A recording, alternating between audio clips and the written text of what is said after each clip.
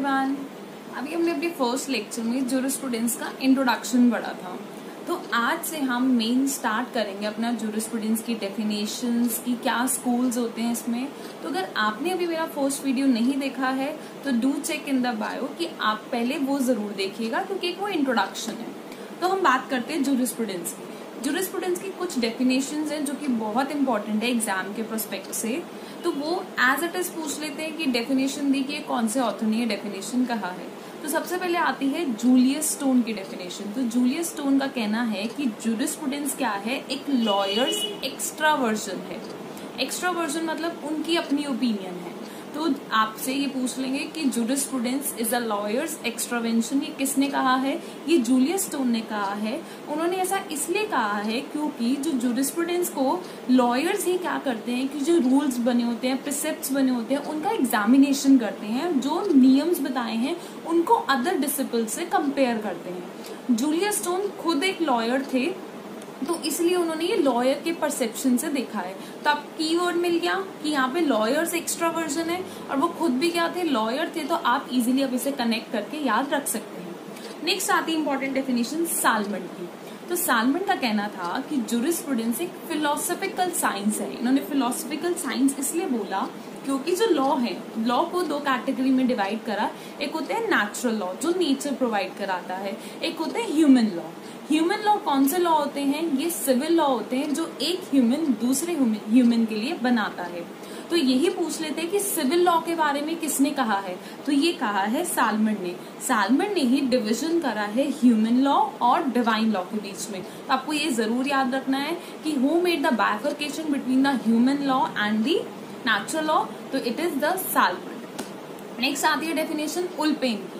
उल्पेन की भी बहुत इंपॉर्टेंट डेफिनेशन है क्योंकि इन्होंने भी बाइफर्केशन किया है। इनका कहना है कि जूरिस्प्रूडेंस एक कॉन्सेप्ट ऑफ थिंग्स है, कि जो हम चीजें देख रहे हैं ये कॉन्सेप्ट ऑफ थिंग्स है और इसमें है साइंस ऑफ जस्ट और अनजस्ट। जस्ट और अनजस्ट मतलब इनका कहना है कि जो कॉन्सेप्ट है, कॉन्सेप्ट मतलब इन्होंने भी ये कहा कि कॉन्सेप्ट है डिवाइन का और ह्यूमन का, पर इससे हमें पता लगता है कि क्या सही है क्या गलत है। क्योंकि नेचर भी हमें बताता है, नेचुरल लॉज भी, जैसे नेचर में ये चीज नहीं करना, तो ये भी क्या है, उल्पेन का कहना भी यही है। तो ये आपसे ऐसे भी पूछ सकते हैं कि किसने जूरिस्प्रूडेंस की डेफिनेशन कहा है कि हमें बताता है क्या सही है क्या गलत है, क्या जस्ट है क्या अनजस्ट है। तो ये उल्पेन ने बताया है। नेक्स्ट आती है ग्रे की डेफिनेशन। तो ग्रे की डेफिनेशन का ग्रे क्या कहते हैं कि जूरिस्प्रूडेंस एक साइंस ऑफ लॉ है। साइंस ऑफ लॉ मतलब कि एक सिस्टमैटिक अरेंजमेंट है लॉज का जो कि कोर्ट फॉलो करते हैं। तो एक सिस्टमैटिक अरेंजमेंट है किसका? लॉज का, जो कि कौन फॉलो करते हैं? कोर्ट फॉलो करते हैं। ये इसका इनका ग्रे का मानना है। इन्होंने कोर्ट के प्रोस्पेक्ट से इसलिए लिया क्योंकि खुद जज हैं। तो इनका मानना था कि जज ही हैं जो क्या करते हैं, इंटरप्रेट करते हैं लॉज को वगैरह, उनका अरेंजमेंट करते हैं। जैसे जूलियस स्टोन ने लॉयर्स एक्स्ट्रा वर्जन बोला क्योंकि वो खुद लॉयर थे, ऐसे ग्रे ने क्या बोला कि कोर्ट के पॉइंट ऑफ व्यू से बोला कि कोर्ट ही क्या करते हैं, इनका इंटरप्रिटेशन करते हैं, कि रूल्स वगैरह सब देखते हैं क्योंकि खुद एक जज थे।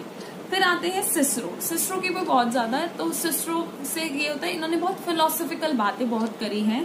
तो इन्होंने क्या कहा है कि जो जूरिस्प्रूडेंस एक नॉलेज ऑफ लॉ तो है, पर एक उसका हम फिलोसॉफिकल एस्पेक्ट लेते हैं। फिलोसॉफिकल मतलब जैसे कहते हैं ना, बहुत फिलोसॉफिकल बातें होती हैं कि डीप में उसका जो जाना। तो ये किसने कहा है? ये सिसरो ने कहा है। फिर आता है कि जूरिस्प्रूडेंस को किसने कहा है? आई ऑफ लॉ। ये डायरेक्ट पूछ लेते हैं। तो आई ऑफ लॉ आपको याद रखना है, ये लास्की ने कहा है, LASKI। उन्होंने बोला है कि jurisprudence is the I of law. तो ये जो मैंने आपको डेफिनेशंस बताई हैं ये कुछ इंपॉर्टेंट डेफिनेशंस है, और भी हो सकती हैं, पर ये मोस्ट इंपॉर्टेंट डेफिनेशंस है जिनको आपको टिप्स पे बिल्कुल रखना है। क्लियर? देख रहे हैं कि जूरिस्प्रूडेंस नॉलेज ऑफ लॉ है। तो ये लॉ क्या है? तो लॉ एक्चुअली क्या है? लॉ में बताता है व्हाट लॉ इज। दो ये बहुत डिफिकल्ट है डिफाइन करना कि व्हाट इज लॉ, क्योंकि डिफरेंट जगह ये डिफरेंटली डिफाइन है। लाइक अगर मैं बात करूं इस्लाम की, इस्लाम में लॉ को बोला जाता है हुक्म। हिंदू सिस्टम की, हम हिंदू सिस्टम में लॉ को बोलते हैं धर्म। रोमन्स में इसको जज बोलते हैं। रोमन्स आपको जरूर याद रखना है क्योंकि बहुत बार यही पूछ लेते हैं कि JUS जज क्या रिप्रेजेंट करता है, लाइक जज सिविलियन या और आगे टर्म्स आ जाती हैं। तो जज का मतलब क्या होता है? लॉ। फिर जर्मन में इसको बोला जाता है रिच्ट। एंड फ्रेंच में इसको बोला जाता है ड्रॉटी, DROTI। तो ये डिफरेंट जगह लॉ की डिफरेंट डेफिनेशंस हैं और डिफरेंट ऑथर्स ने ये लॉ की डेफिनेशन को बताया है। तो अब हम देखते हैं एक्चुअली लॉ क्या है, लॉ का मेन फंक्शन क्या होता है। तो देखो, लॉ का सबसे बड़ा मेन जो फंक्शन होता है वो होता है जस्टिस प्रोवाइड कराना। बहुत ऑथर्स का मानना है कि जस्टिस सबसे इम्पोर्टेंट फंक्शन है एक तरीके का लॉ का। अगर हम देखें, हम कहते हैं कि जस्टिस चाहिए, तो जस्टिस कौन दिलाता है? जो लॉ में मींस कोर्ट एनफोर्स करते हैं, जो लॉ में गिवन है उसी को ही तो हम कहते हैं कि हाँ ये हमारा राइट वॉयलेट हुआ है जो लॉ में गिवन है। तो जो जस्टिस है वो डिफरेंट ऑथर्स ने डिफरेंटली बोला है, और ये कोटेशन भी बहुत बार यूज होती है। It means to an end and not an end itself. It means to an end not an end itself, कि एक वो हमें एक साधन, एक तरीका है, एक एंड, एक मीन्स एक सॉल्यूशन दिलाने का, वो एक कंप्लीट एंड नहीं है अपने आप में।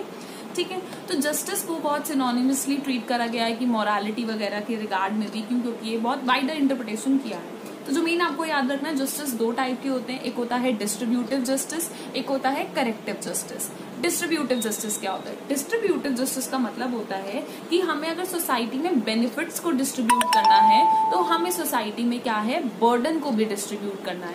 अगर हम बेनिफिट्स को डिस्ट्रीब्यूट कर रहे हैं तो हमें बर्डन को भी डिस्ट्रीब्यूट करना है, वो बात करता है डिस्ट्रीब्यूटिव जस्टिस की। बहुत सारी चीजें लाइक टैक्सेशन है, टैक्स है। अब टैक्स का ज्यादा बर्डन किस पे पड़ता है? जिनकी ज्यादा सोर्स ऑफ इनकम होती है, और कम बर्डन किन पे पड़ता है? जिनकी मिनिमम होती है। तो डिस्ट्रीब्यूटिव जस्टिस का मेन यही होता है कि जो ग्रेटेस्ट गुड लाना, लार्जर नंबर ऑफ सोसाइटी के अंदर, मेन इक्वालिटी प्रमोट करना, हमारे आर्टिकल 14 के अंदर जो बोला है। तो डिस्ट्रीब्यूटिव जस्टिस मेनली चाहता है इक्वल ट्रीटमेंट हो, इक्वल डिस्ट्रीब्यूशन हो बेनिफिट्स का एंड बर्डन का। ठीक है, अब एक करेक्टिव जस्टिस क्या होता है? जब डिस्ट्रीब्यूटिव जस्टिस का वॉयलेशन होता है तब हम यूज करते हैं करेक्टिव जस्टिस। लाइक किसी का मर्डर हो जाना, उसका प्रॉपर्टी का राइट छिन जाना, या किसी ने वोट नहीं दे पाया या टैक्स नहीं पे करा, तो कोर्ट क्या है, करेक्टिव जस्टिस ही यूज करेगी उसको करेक्ट करने के लिए। डिस्ट्रीब्यूटिव जस्टिस में तो डिस्ट्रीब्यूट कर दिया, आपके पास ये है। करेक्टिव में अगर आपको वो वॉयलेट हो जाता है तो उसको करेक्ट करते हैं। तो सबसे पहला फंक्शन हमने क्या पढ़ा लॉ का? जस्टिस प्रोवाइड कराना। Justice is not the only function. Second main function भी आता है स्टेबिलिटी। एक जस्टिस प्रोवाइड कराना ठीक है, पर सोसाइटी के अंदर एक स्टेबिलिटी मेंटेन करना वो भी लॉ का फंक्शन है। क्यों? क्योंकि अगर एक स्टेबिलिटी नहीं आएगी तो सोसाइटी प्रॉपरली वर्क नहीं कर पाएगी। And third function is flexibility. Flexibility क्या होता है? देखो, लॉ जो है, लॉ डील करता है ह्यूमन बींग्स के साथ, और ह्यूमन बींग्स एक रैशनल बींग्स हैं जो वही करते हैं जो उनको अच्छा लगता है, जो उनको बेनिफिट होता है। ह्यूमन बींग्स का नेचर चेंज होता है तो उनके ऊपर एक रिजिड लॉ एक बार ही तो नहीं अप्लाई किया जा सकता कि एक ही लॉ वही चलता रहेगा। तो लॉ के अंदर एक फ्लेक्सिबिलिटी भी होनी चाहिए, क्योंकि जहां फ्लेक्सिबिलिटी होगी तभी क्या होगा, पीसफुल चेंज आ सकेगा। तो third function is flexibility leading to peaceful change. And other functions भी होते हैं जस्टिस में मेनली की कॉम्प्रोमाइज करा देना, लोगों को बेनिफिट्स प्रोवाइड कराना, उनके इंटरेस्ट को प्रोटेक्ट करना, ग्रेटेस्ट हैप्पीनेस मिलना ग्रेटेस्ट नंबर ऑफ पीपल को।